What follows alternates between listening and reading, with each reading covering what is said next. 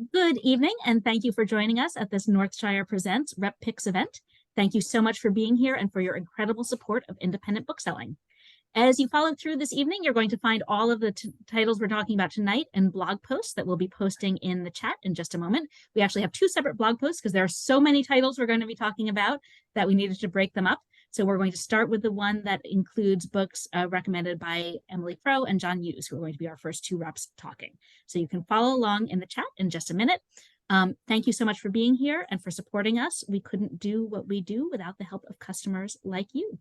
My wonderful colleague Jess is going to introduce our guest today. So take it away, Jess. Thanks, Rachel. So first up tonight, we have Emily Crow, who is a representative from Penguin Random House.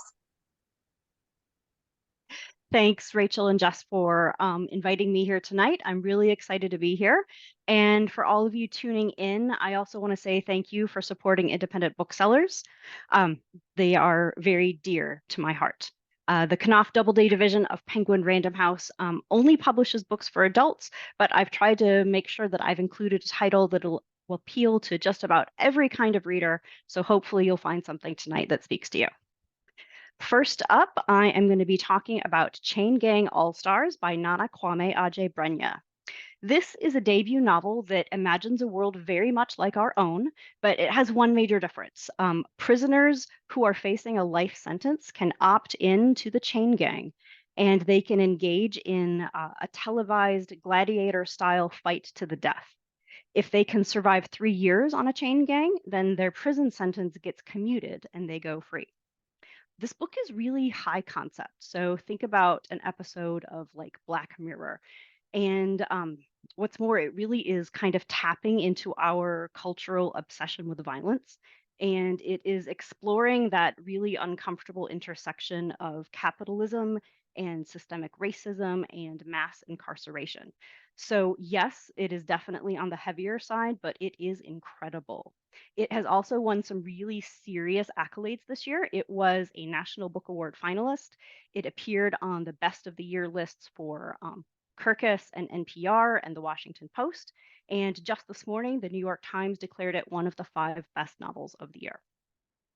And now we've got something completely different. We've got The Wager by David Grann.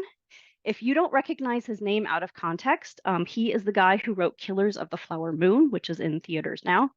And this is the true story of an 18th century shipwreck. So in January of 1742, a very small, patched up, rugged boat washed up on the coast of Brazil. There were 30 men on board. They were all on the verge of death from starvation and exposure, and they were telling a tale of espionage and mutiny. Those survivors were declared heroes and then shipped back from Brazil all the way back home to England.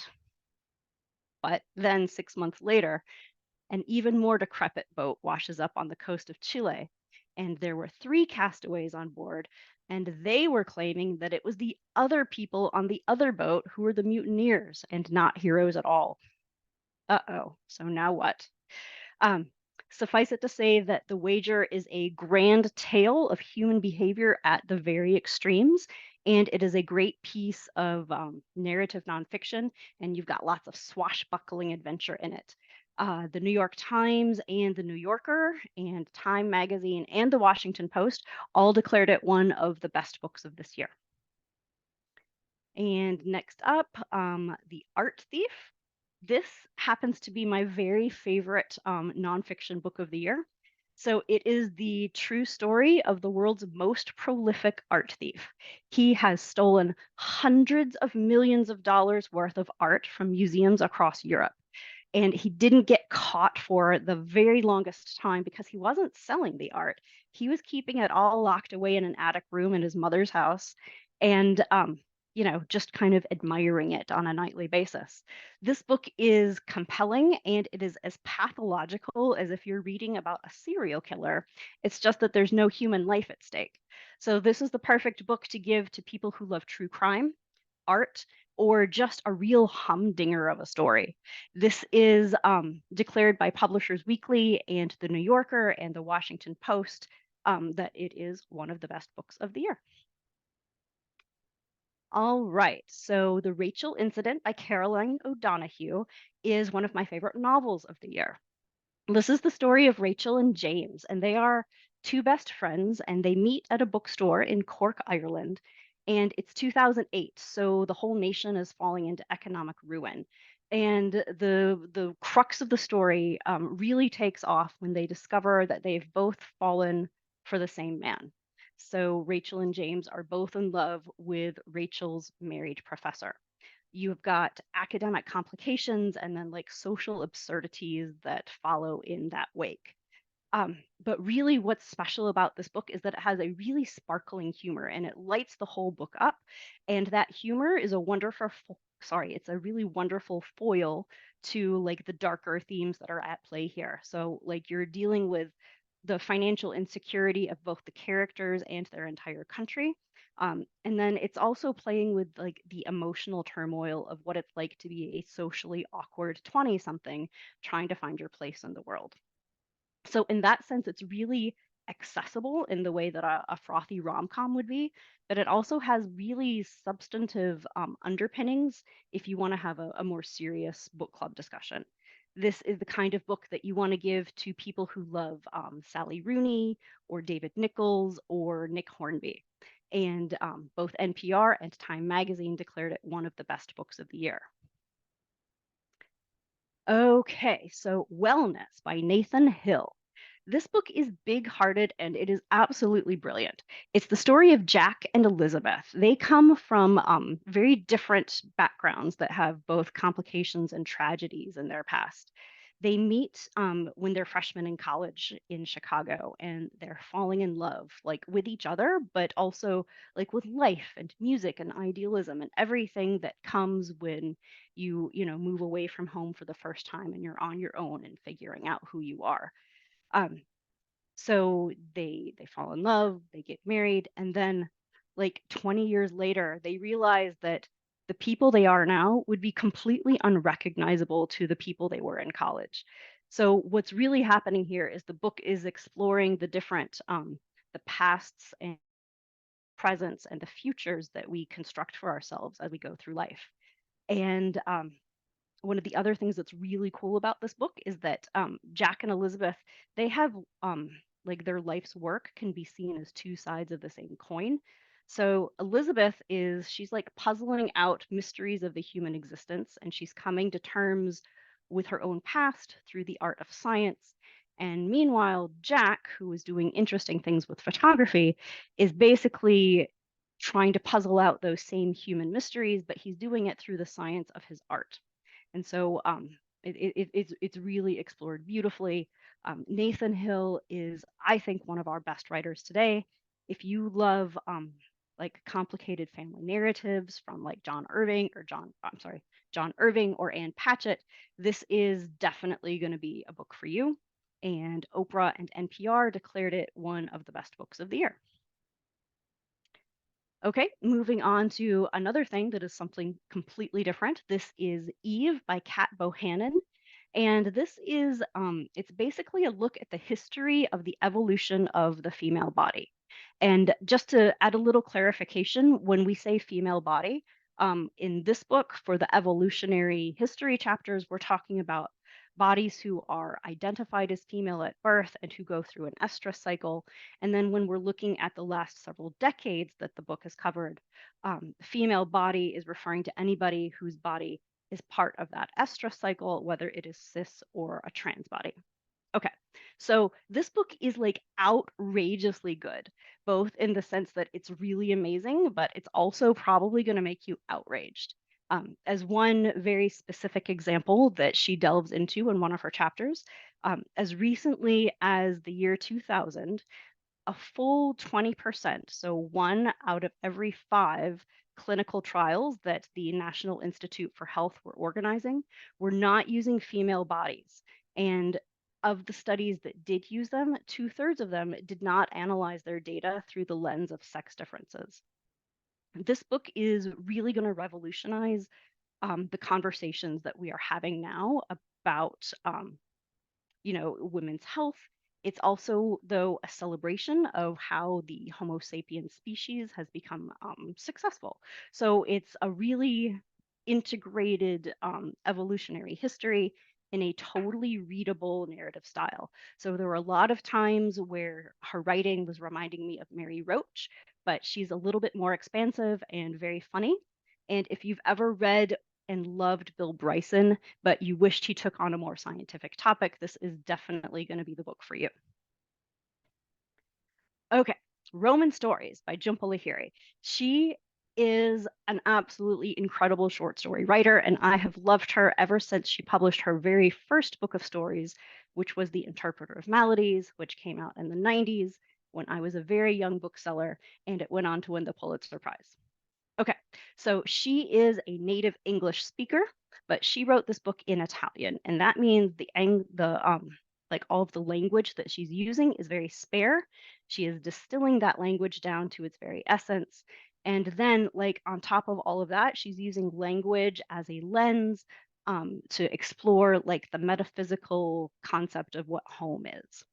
The great thing about this book is that Rome is not just the location of the stories, but it's a vibrant character in and of itself. Each individual story is like gem-like and perfect, but the collection is even greater than the sum of its parts. And the New Yorker and NPR and Kirkus all agree that they think it's one of the best books of the year too. All right, and now moving in yet another direction. This is West Heart Kill. This is a debut novel by Dan McDorman. And all right, I'm going to set it up for you. So it's the 1970s. It's a remote hunting club in the Adirondack. There's been a huge storm. There's no electricity, no phone lines, and the roads have been entirely washed out. So like the group of people who are there at the camp are completely isolated with no way to get in touch with the outside. So it's like a locked room mystery, but on a much bigger scale. There are 3 bodies, there are several guests, and then their families. And then there's one detective who's trapped with everybody at the camp. And the private detective is calling on the reader to help solve the murder. And when that happens, it is the first of many times that they are breaching the fourth wall.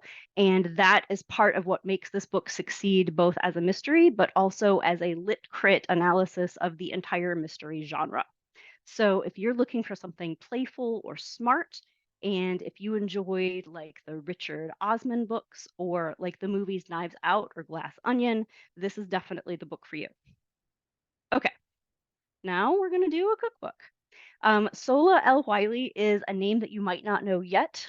She is a former editor from Bon Appetit, and she is one of the people who left Bon Appetit a number of years ago when that brouhaha came out that the white editors were being paid significantly more than their BIPOC counterparts. And so she kind of led the way, calling light on that situation and then broke off on her own.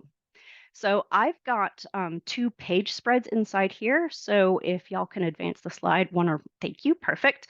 So what's really special about this book is its accessibility. Sorry, I'm trying to point at what I'm seeing on the screen there. So the typeface itself is dyslexia friendly, and it is larger than what you see in most cookbooks. And then the numbers and then the measurements themselves are also larger and easier to see. And then on the left-hand side, you can see that like the ingredients are separated by lines in that list. And each step you can see is numbered in bold, and that makes it much harder to accidentally skip one of the steps as you're preparing. All right, if you don't mind going to the next one, please. Thanks so much. Okay, so beyond that, each recipe has instructions so that you can understand the method behind the recipe so that you're not just following the steps, you're understanding why you're doing it and what's working with it. And then she's got different steps that you can use to adapt the recipe to your individual skill level, your flavor preferences, and even what you have on hand like right now in your pantry. It is unlike any other cookbook on the market right now, and it's really fabulous. Okay, and Never Whistle at Night. This is a paperback original anthology, and it is a collection of short stories written by Indigenous writers from North America. The title comes from a belief across lots of different cultures that whistling at night can cause evil spirits to appear and follow you home. And then it has a really nice range. Now, I am not a horror reader by any means, and so I read a couple of these over breakfast in the safety of daylight. But it has a range that goes from like the merely spooky side to a deeply unsettling side. And it's got authors you're already familiar with, like Tommy Orange and Rebecca Roanhorse. And it's got authors whose names that you will want to know and will be searching out more works of once you reach through those. Okay, next is A Poetry of Birds. So this is a lovely little gift book. There's not a ton to say, but I will share some page spreads with you. It has 65 poems and it is matched up with 65 original Audubon painting illustrations. It's beautiful. It's under $20. It's a what we call a hardcover paper over board. So there's no jacket, but the cover of the book is what you see here. And if you'll just advance to the next few page spreads, that would be great, please, Rachel. Thank you so much. So this one is an Andrew Marvell poem, and it is showing the kingfisher. The next one is an Ogden Nash poem. Of course, he's paired with a pelican. And then the next one is a Robert Frost poem that gets paired with a lovely hummingbird. So this book would be perfect for somebody, whether they love birds or whether they're poetry lovers. But I happen to think that because it's around the price of a bottle of wine, I think it would make an even greater host or hostess gift for any holiday parting that you are attending this season. All right, and then my last title, but certainly not the least, this is The Frozen River by Ariel Lawhon. And this is the story of Martha Ballard. Martha was a real life midwife from 18th century New England, and she was known for two really remarkable facts. The first one is that she never lost a single mother or baby in childbirth in the decades that she was a practicing midwife. And then the other thing that she was famous for is that she kept a daily journal of her life and times and her patients during a time when most women of her class weren't even literate. And so, what is important about Martha Ballard is that she was called upon as a witness for two criminal trials. One was a murder trial and one was a rape trial. And these rocked the absolute core of her New England village. And she was called upon as a witness because of that journal that she was keeping. And the complicating factor is that the presiding judge was implicated in both crimes. So, it's just this wild tale that's going to keep the reader guessing. And throughout the entire novel, you've got the real Martha Ballard journal excerpts interspersed throughout the rest of the text.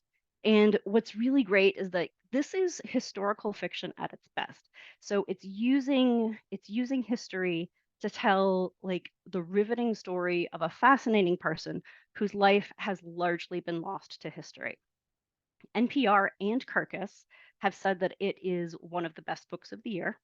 And even better, this book comes out next Tuesday, which means that the readers on your holiday shopping list will not have already read it. Okay, so that's it for me tonight. Thank you so much for tuning in.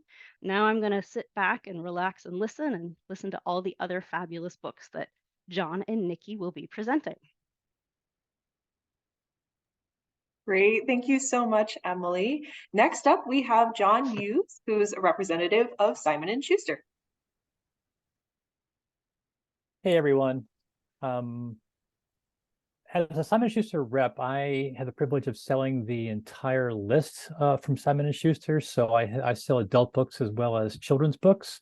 So I'm going to try to give you pretty much a broad picture of what Simon & Schuster is going to be bringing out this fall, sort of ranging to a number of titles. I'm trying to do it fairly quickly, thinking you're going to give them as gifts to folks. And so the very first book I'm looking at and you're looking at is Jesmyn Ward's Let Us Descend. It's on a lot of best of lists. It's she's basically the successor to Toni Morrison. This is a slave narrative, but it's just incredibly beautifully written. It is, as Emily said about one of her books, it's not an easy read, but it's also one that that needs to be read. And I think that Jesmyn Ward, already a two-time National Book Award winner, is going to be a person we're going to be reading for decades to come. This is just a really top-notch, one of the best books of the year, in my opinion. So yes, Jesmyn Ward's Let Us Descend.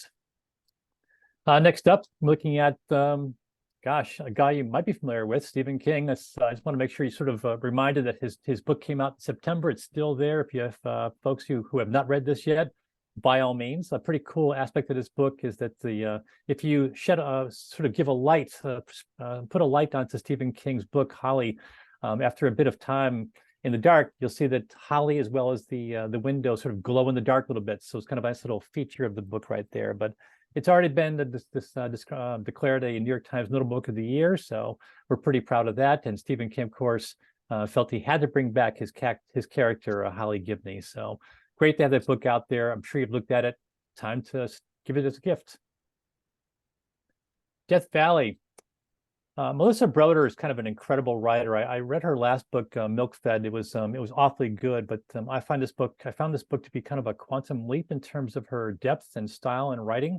The narrative is that the character in the book has a dad who's in the ICU and a husband who's chronically ill. So she sort of goes to the desert to get away from things. But while she's there in a hike in the desert, she comes across this incredibly large cactus, and a bit of sort of a surrealism kind of comes into play here. Magic realism comes into play, but the book is really an exploration of the character's grief and sort of trying to overcome all that. And then, of course, it also becomes, she gets lost in the desert and becomes a bit of a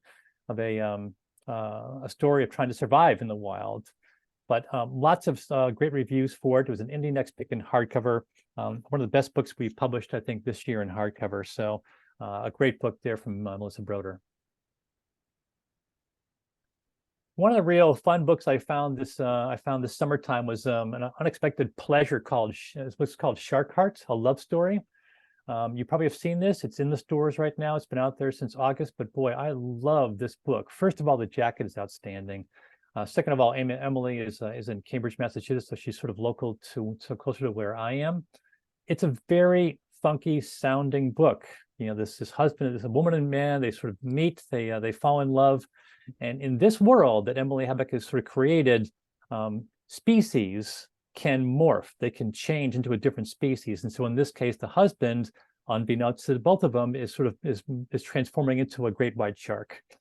It becomes a story that has unusual depth to it that you would sort of not expect for a book like this. It is not humorous. It is meant to be. It is a love story. And I just found that the uniqueness of this and in the way the story is written and the way the story is presented and how it sort of comes to an end was just pretty phenomenal. Emily did a great job handling an unusual story like this. And it got, again, it was on the best of list for a lot of different booksellers across the country. Wonderful book, Unexpected Pleasure, Shark Heart. Wanted to point out to you a book that you are familiar with and an author you're familiar with, John Clinch. I think you guys know that he's over there in Ludlow, Vermont. I'm sure he's been to Northshire for his previous books. Maybe he's been there for this book right here. It just came out a week or two ago, so brand new in the market. He's taking on Ulysses S. Grant, and it's a novel of Grant writing his memoirs and sort of going through the process of looking back at his life and the battles and what happened, after the fact during his presidency. So he always gets good reviews. You guys know him as a very good writer, especially in this historical market. Great new book from John Clinch.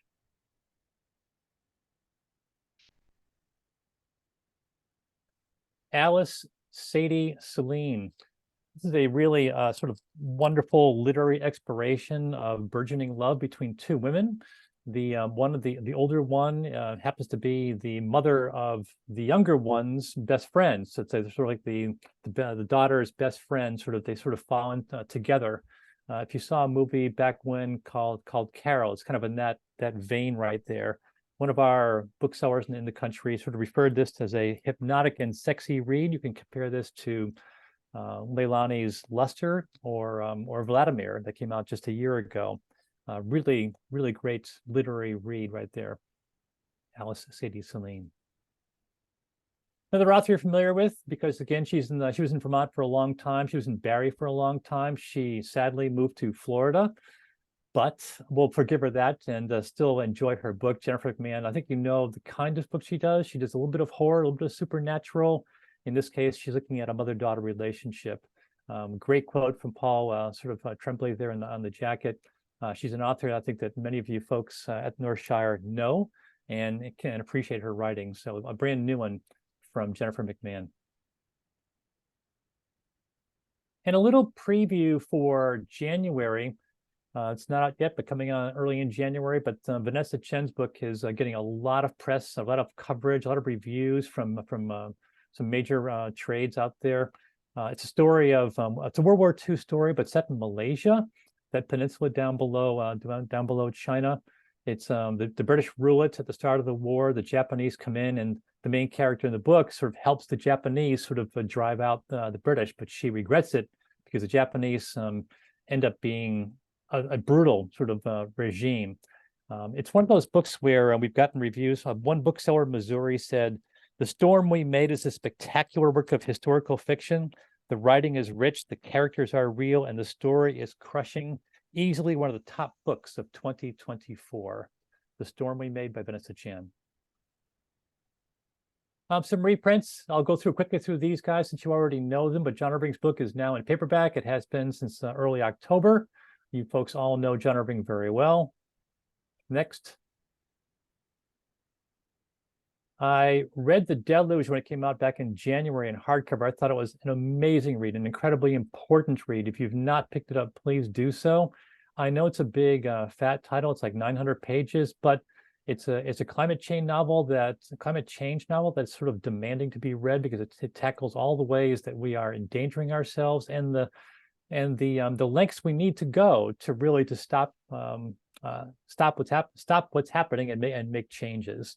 It was also just declared yesterday a New York Times Notable Book of the Year, The Deluge, Stephen Markley. Big Swiss was a delight. It's a great book club title, quite funny, almost laugh out loud funny at sometimes. The story is that a woman who's got a sort of a ne'er-do-well life going on, she becomes a transcriptionist for a psychiatrist, and she starts reading about the patients for the psychiatrist and ends up meeting one of them and befriending them. She refers to her as Big Swiss. The main thing is it's just delightful. It's funny. It's eccentric. It's very modern, and it's a perfect book club read for your groups out there. Big Swiss, Jen Biggin. It's kind of nice sometimes to find sort of a under the radar kind of read. This book is being published by one of our client publishers, which is to say we sell them, but we don't own the company. But McNally Editions is sort of finding these hidden gems from 40, 50, 60 years ago and reprinting them. So in this case, a UK book with a great Edward Gorey jacket. It's a sort of cozy murder mystery with a bit of a queer element to it. I'm finding that my booksellers have really appreciated a book like this with the kind of quality production and the quality writing. It's a fun book to sort of find on the shelves that you wouldn't expect to find otherwise. The Girls by John Bowen. Now onto some hardcover biographies. Again, you've seen this out already. It's got a lot of press coverage. Obviously, Britney Spears' book. You're well aware of what it is. You probably know a lot about what she went through in terms of her abuse by her managers, by her family. How she her life is almost wrecked, and her trying to come through all that. So. By the way, if any of you like to listen to your audiobooks, what I'm told is the read is being done by actress Michelle Williams, and it's supposed to be pretty fantastic. So if you like your audiobooks, try it that way. Britney Spears. How to Say Babylon is also a New York Times notable. Gorgeous writing. The author's a published poet. It's a story of her and her family trying to come out from under the Rastafarian father and husband who rules the family. There's a lot of misogyny in the Rastafarian culture, and it's about the author and her family trying to come out from underneath that. But the quality of the writing and the storyline is just phenomenal. So accolades everywhere. Again, New York Times notable. Definitely one to pay attention to. How to Say Babylon. It's hard not to look at Patrick Stewart and sort of not recognize that face, that bald head, that sort of iconic kind of look of his. I love the twinkle in his eye. What I like about Patrick Stewart's book is that he's got, in terms of gifts, he's got a lot of people out there who will recognize him because he did Shakespeare theater for so long. He's done the X-Men, he's done Star Wars, he's done a lot of different kinds of things. And so I think there are a lot of people out there who will find a biography, by him, autobiography by him, to be quite appealing as a gift. So, Making It So by Patrick Stewart.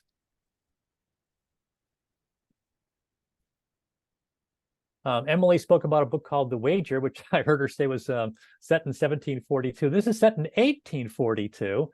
It was a naval ship out there in the Pacific, and it came back to port, and the captain of the ship declared there had been a mutiny on board, and they tried to take the ship and become pirates, and so he had to hang 3 of the sailors, and the other ones were down in the hold as prisoners. But it turns out that one of those 19-year-olds he hung was the son of the Secretary of War at the time.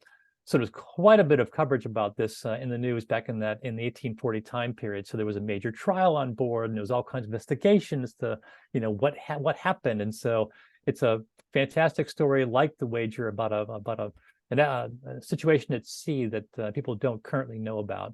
Really good book for those who like this kind of 1840s history. More modern, Tim Marshall has done some really outstanding books around the geography theme. He's sort of a particular topic of his that he likes. He's explored it in different ways, the way countries on the Earth are sort of captured by the water that surrounds them. How they're landlocked sometimes. He called it prisoners of geography. Now he's tackling space. The United States, China, and Russia all sort of vying for control, and the various individuals and companies like SpaceX that are sort of involved in that race, and what it'll all look like as the years go by, as the decades go by. Really good narrative nonfiction from Tim Marshall. The kind of book that a lot of folks at Northshire really love are these kinds of Revolutionary War era. There have been a lot of books out there about the founding fathers and all the hagiography out there about them, but obviously there were some quote unquote scoundrels and nefarious characters and sort of people like that. So included here are a number of different sort of people in that world, that other side, the non-hero side, and we do have like Aaron Burr is in here, and Benedict Arnold's in here, and many others from history. So I think those who like this kind of history, this time period of history, will get a real kick out of reading about the other people who were running around and causing trouble back in the day. And then the 6, back to the space program. Back in the late 1970s, 8,000 women were considered for parts in the NASA program, to be involved in the NASA program. And these 6 women were chosen out of the 8,000. Some of the names you recognize, Sally Ride was one of them. But the fact is that in the course of just 2 short years, they all became capable astronauts, despite the fact that they had no astronaut training. They were professors, they were chemists, they were sort of academics, they were like in other realms, all brilliant, but none of them to do with space. And so the idea that they got chosen for the program was pretty phenomenal, and it is the story of what they went through to sort of get to that point. So very much in that hidden girls world, as well as the code girls. I'm sorry, hidden figures as well as code girls world. The 6. Humanized. If you like your books about in urban planning and environmental issues, and trying to have humans sort of be catered to more better in terms of like the actual people catered to at a city level, this book is for you. There was a book out a couple of years ago called 99% Invisible, again about urban planning. This is the book I think for a person who liked that book would like this one as well. I think it's a big topic right now in a lot of environmental sort of circles and urban planning circles.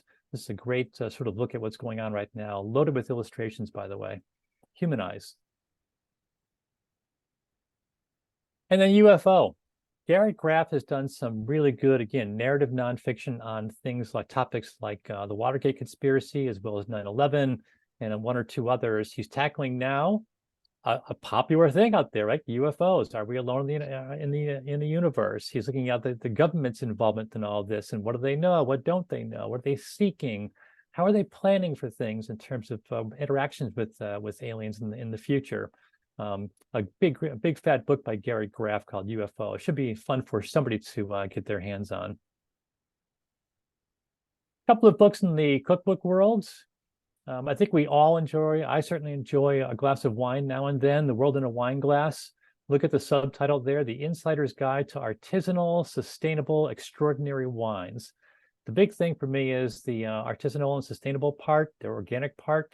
I'll also sort of emphasizes the fact that you don't have to buy expensive wine to do this. So it's a nice, nice big fat book, $50, sort of a lot of illustrations throughout on the best wines in the world right now. He's a editor right now, editor-in-chief of Food and Wine magazine, so he knows what he's talking about. And then one of our client publishers also does a lot of art books, and occasionally they delve into different kinds of books. And they did this design feature really called Good Soup, and I was just taken by the presentation, by the design for it, by the color schemes they chose, and everything else. It's really certainly different than anything you've seen before in the world of a Good Soup cookbook, which we all love here in New England. 52 recipes from around the world, and a nice little low price point at $22. Good Soup. Nonfiction in paperback, we published last year in hardcover and is now available in paperback this year, The Song of the Cell. I think you probably know this book very well by now. It's won all kinds of awards, and he's a Pulitzer Prize winner for a previous book, Siddhartha Mukherjee. Great selling book last year, now in paperback. And then on the humor side, we have had and in for a long time the Calvin and Hobbes sort of collections. They've never been done before, though, actually in sequence. This new book right here sort of gathers the first year and a half of the strips themselves and puts them and publishes them like in a row kind of thing. So those who actually are big fans of that can find as the characters and how they progressed, sort of day by day and strip by strip. So a new version of Calvin and Hobbes for fans out there. And then lastly, children's books. I just think this picture book is just beautiful. A solstice story. The color palette on the jacket right there, I think it's phenomenal. The animal creatures there in the woods, obviously, are going to be the featured story. But I love the fact that we have a beautiful, winter sort of book that's not necessarily Christmas oriented or any kind of holiday oriented. It's just the idea of how the earth goes and how the seasons change and how nature works its wonders. Beautiful picture book. It's also got a lovely gatefold right in the middle too, so it goes a big long way when you open it up. Winter, a solstice story. And then secondly, a book called Oliver and the Night Giants. Look at this jacket image. It's pretty fantastic. It's just mesmerizing almost. It's just a beautiful picture book. It's about a young boy who is in class, and during the class time, his sort of fellow students are sort of giving him a hard time about his artwork. They're sort of like, giving him that's not great, that's not good. So he's being bullied, basically. So he goes back home and goes to bed at night. He dreams and he finds that these three giants visit him, and the three giants need him to help save the world. So it's a wonderful exploration of art and imagination in overcoming people's critiques of who you are. Oliver and the Night Giants. A book that is not going to be considered a classic down the line, but I think Elves Are the Worst certainly is a fun title to have. This goblin wonders why elves get all the credit for all this great stuff, and what do they have that I don't have? And so he sneaks into the elves' world and sort of becomes one of them, and it ends up being friends with them too. So this author has done Yetis Are the Worst, and he's done Dragons Are the Worst, and they've done, I think, Unicorns Are the Worst, and now we're talking about elves. Sure, why not? Elves Are the Worst. And then a board book. Sandra Boynton, Snow, Snow, Snow. What's not to like about Sandra Boynton? Her books are pretty fantastic. They're really just so adored by so many millions of people out there.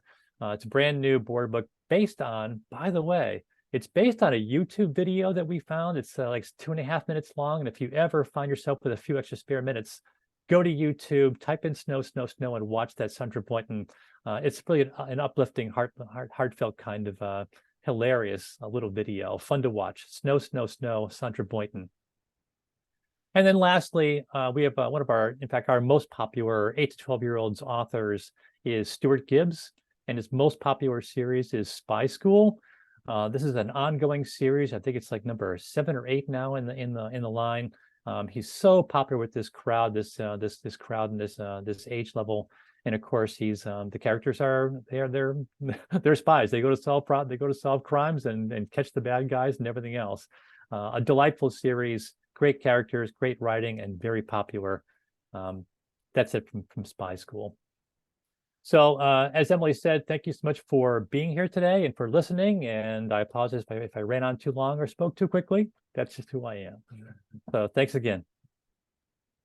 Thank you so much, John. Now that was wonderful. And last but not least, we have Nikki Much, who is going to represent all of her titles from Scholastic. Hi, everyone. Thank you so much for being here. And thanks to John and Emily. That was great. Now I have a list of titles to buy through Northshire later tonight. I'm just going to share my screen with you. All right. We're going to talk about kids' books now. All about kids' books.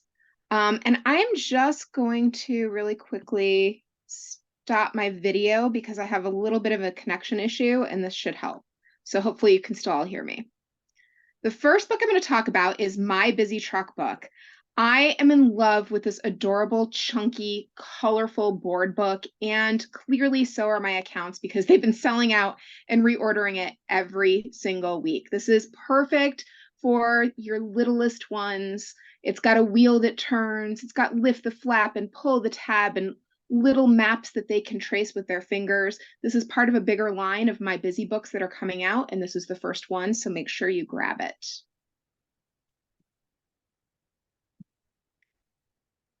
Next on my list, There's No Such Thing as Elves by Lucy Rowland and Kathy Halford. This is a great book, especially for like a Christmas Eve read. It's paperback, so it's only $7.99, and it's absolutely adorable. Think Where's Waldo with a storyline. The storyline is this.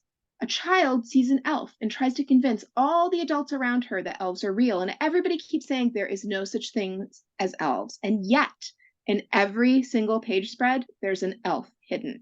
I guarantee you there's an elf on every page spread. Even if you can't find it, ask the nearest 5-year-old. They can always find it. It's fun, it's adorable, and it's a really great little picture book to give to your kids to get them all excited for Christmas. All We Need Is Love and a Really Soft Pillow by Peter Reynolds and Henry Rocket Reynolds. This adorable picture book by favorite Peter Reynolds and his 10-year-old son, Henry Rocket, started as a bedtime tradition. Every night, Peter would say to Henry, all we need is love. And Henry started adding other things. Well, we need love and a really soft pillow, Dad. And Dad would agree, yep, we need both of those things. The illustrations remind us, and the story reminds us, that the world might be scary, the world might be sad, but guess what? All we need and all we have at the end of the day is each other and love. And that really is all we need. Really beautiful book. This is a great one for new parents, especially if they're celebrating their first holiday with their new little one. All right, Eclipse by Andy Rash has to be one of my favorite picture books that we've done in years. Wait until you see these great illustrations. This is based on the time that Andy took his son to go see the solar eclipse in 2017. And guess what, friends? There's another solar eclipse happening. And that one is April 8th, 2024. You're going to be able to see it from upstate New York, from places like Burlington, Vermont. So any of you who are in the area, you're definitely going to be able to see it. The book talks about all the science behind the eclipse and how our planet is round. And it just has all these great science facts. And it's such a great father-son book and having an adventure together. Who doesn't love that? Now we're going on to chapter books. From best-selling The Bad Guys creator Aaron Blabey comes a new series, Cat on the Run, in Cat of Death.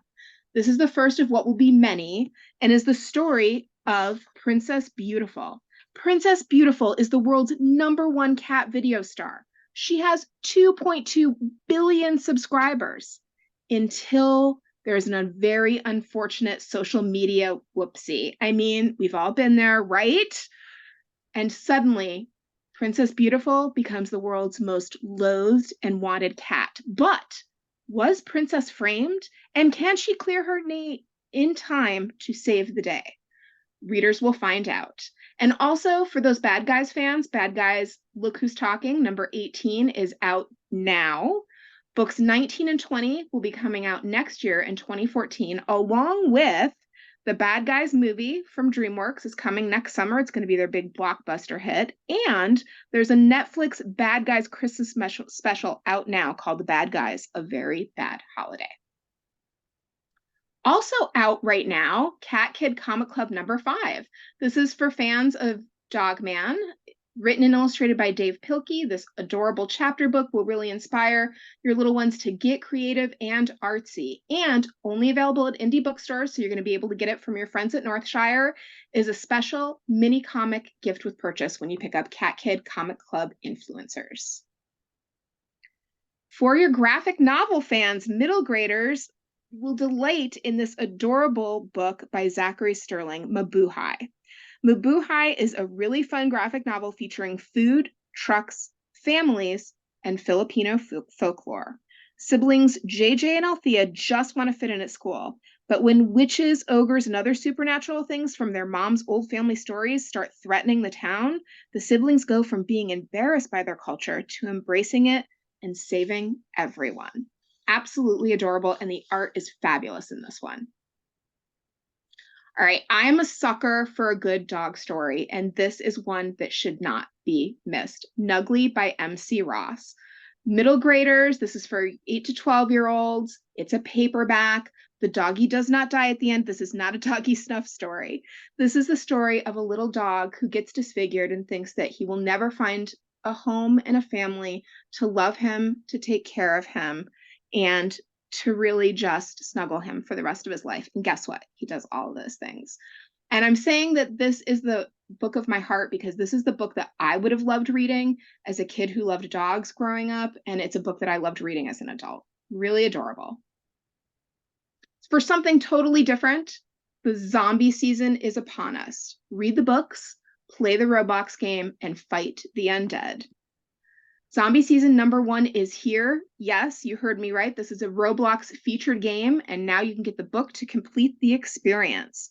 The story is of climate change, zombies, adventure, science, and super chilled water soakers. It is so much fun.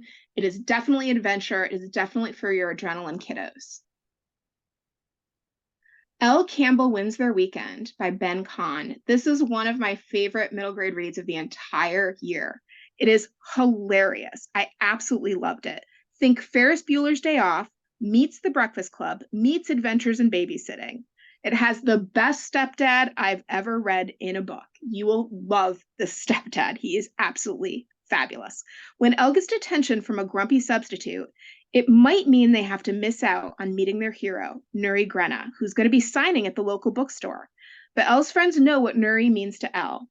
They will do everything to make this meeting happen, even if it means breaking out of detention, getting across town, and breaking all the rules to do it. This is such a great story of friendship, fandom, and the power of being who you are.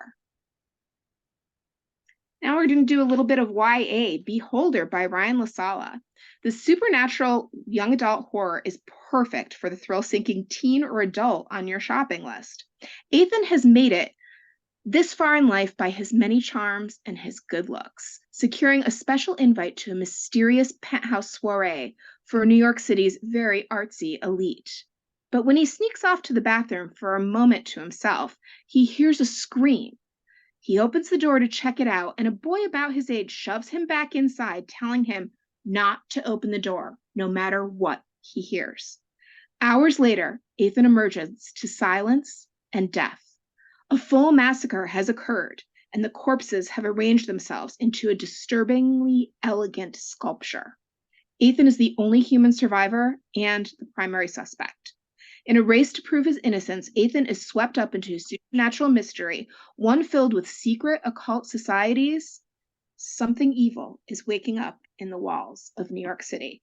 Yes, do not read this if you are afraid of spiders. I will tell you that right now because it's full of them. Something very different, Artifice by Sharon Cameron. This beautiful and amazing historical novel of World War II is based on the true story of Hans van Meegeren, an art forger who sold fakes to the Nazis and used the funds to smuggle Jewish babies out of Amsterdam, saving them from certain death. It's a beautiful and very powerful story based in truth on resistance and hope, and is a must-read for both teens and adults alike. This Indian Kid, a Native American memoir by Eddie Chukalat. I loved these stories of growing up on a reservation in Oklahoma. This is for fans of Tommy Orange's There. His stories paint a very vivid picture of growing up in indigenous life in Oklahoma. It's funny, it's outrageous, it's sad. It's part of a rich tapestry of stories that are for some people mirrors of their lived experiences, while to others are windows so they can learn and understand. This is perfect for everybody ages 12 and up, adults too. And then we have a few books that are probably not a lot of explaining. The Ballad of Songbirds and Snakes is out at the theater now and breaking all sorts of records. So is the book, as we're selling out of them. So grab them while we have them, because it's going to be a few weeks before we get some restocks out there. This beautiful, gorgeous black and gold cover is actually the movie tie-in, but it's actually really stunning. And I actually love it a little bit more than the green, black, and gold one that is the original, but is also available if somebody wants that matched set to look like their others. And these are both the paperbacks. The hardcover is also available. Heartstopper Volume 5 is coming soon. It's coming December 19th. So get your pre-orders in now. Your Nick and Charlie fans are going to love the continuation of the story. And the good news is there will be a Volume 6, and it's coming out next fall. For fans of Nick and Charlie comes Stars in Their Eyes, created by Jessica Walton. This really great first love story features disability representation, LGBTQIA spectrum. It is absolutely delightful, and I adored it. Now we have some great gift books for the dragon fans of your life. The Wings of Fire, A Guide to the Dragon World. This is the ultimate collector's piece. It has such beautiful art, backstories of all the dragon clans. It's got maps. It's got a song featured in the dragon world. It is so much fun. You pair that with the next book on my list, the official Wings of Fire How to Draw, and your Wings of Fire fan will be thrilled. A couple of Klutz kits for the holidays and beyond. I picked 3 of my very, very favorite ones. The Pokemon stained glass art, easy to carve wax animals, which I'm quite frankly obsessed with. We did this as part of a group call with Klutz, and they sent supplies out so we could each make our own wax animals. I have mine sitting on my desk. I am obsessed. I ended up making all 3 of them just because it was fun. And the Ultimate Gemstone and Dig Kit. You get a lot of stuff inside here. You get the double tick markers in the Pokemon book. You get everything you need for the wax animals to create these adorable little creatures. And then for the dig kit, you actually get to dig your own gem out of a rock of sand. So it's very, very cool and fun. And it will keep you busy for a long time. Some stocking stuffers that you might want to grab. Pokemon Trivia Challenge. This quizzes, facts, and fun is filled with pencil puzzles and all kind of things for your ultimate Pokemon fan, and it'll fit right in a stocking. The Anime and Manga Mega Handbook. This is 100% unofficial, so definitely don't tell the anime and manga people about us. But it's filled with fun facts and need-to-know info about all of the big properties out there that your kids already love and adore. They're going to love the behind-the-scenes information and the Easter eggs to find while they're watching the shows. And then finally, Dogman with Love, the official coloring book by Dave Pilkey. Perfect for your Dogman fan. For your Five Nights at Freddy's fan, anyone who likes that jump scare game, they will love this cookbook. And it's more than just pizza. It has over 40 recipes inspired by the game itself. For your Harry Potter fan, we have a couple of really beautiful gift books this holiday. We have Harry Potter and the Prisoner of Azkaban, the Mina Lima gift edition. It's got these beautiful art pieces that you can see right on the side here that pull out, they fold out. It's really a gorgeous, gorgeous piece for your Harry Potter fan who needs to collect everything Harry Potter. And also for that same fan, the official magical companion, the Harry Potter Wizarding Almanac. This has all these really great behind the scenes facts about werewolves, time turners, the Patronus, Weasley's Wizard Wheezes, Ollivander's Wands, and so much more. The art inside is absolutely stunning, and Harry Potter fans who need to know everything about the books are going to delight in all these little things that they didn't know about before. Finally, my last book is a book that came out earlier this year, but is probably my favorite book of the entire year, maybe of the last 10 years, Big Tree, created by Brian Selznick. This beautifully illustrated and beautifully written book is the story of two sycamore seedlings charged with surviving and changing the world by planting themselves and growing for all of us. Thank you so much. It's so great talking to you all, and please let me know if you have any questions. Yes, thank you so much to all of our great sales reps tonight. My list has gotten way bigger of things I need to read, and my holiday list is refreshed and wonderful. So thank you so much for these great talks, and thank you, audience, for being here. You can find all of these books at northshire.com. We put the blog links in the chat a couple of times, and it was also in your confirmation email that had the Zoom link for tonight, so you can get in that way too. And we hope that we'll see you all at another Northshire event sometime soon. Have a great night, everybody. Thank you.